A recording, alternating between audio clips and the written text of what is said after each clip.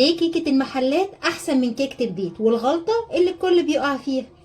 ما تخافيش، انتي مش لوحدك. انا بعد ما جربت كل الطرق اكتشفت السر اللي مفيش حد هيقولك عليه. 3 اسباب رئيسية لنجاح الكيكة زي بتاعة المحلات بالظبط. السبب الاول، نوع الدقيق المختلف. في المحلات بيستخدموا دقيق مخصوص للكيكات، لكن احنا في البيت بنستخدم جميع الاغراض، بيبقى تقيل حبتين. تاني، الافران بتبقى درجتها ثابته بره في المحلات، لكن احنا في البيت بتلاقيها حرارتها كده متفاوته وبتسخن من ناحيه اكتر من ناحيه. السبب الثالث، المكونات الاضافيه اللي بيحطوها زي محسنات الخبز ومحسنات الكيك. افهم من كلامك ان مفيش حل ان كيكه البيت تبقى احسن من المحلات. مين اللي قال كده؟ بقولك انا اكتشفت السبب اللي محدش هيقولك عليه.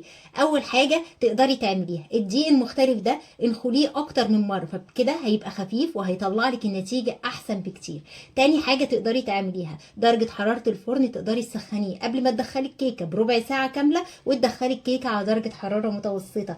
تالت حاجه، تقدري ان انت تغلي الحليب قبل ما تستخدميه. الحليب المغلي بيحسن جدا من جوده الكيك. جربي بقى الطريقه دي وقولي لي رايك في الكومنتات، وما تنسيش تقولي لي ايه اكتر مشكله بتواجهك لما بتعملي الكيكه. ولو عجبك الفيديو ما تنسيش اللايك والشير عشان غيرك يستفاد. واي اسباب تانية لنجاح الكيكه تخليها زي بتاعه المحلات شاركيها تحت في الكومنتات عشان الكل يستفاد. قولي لي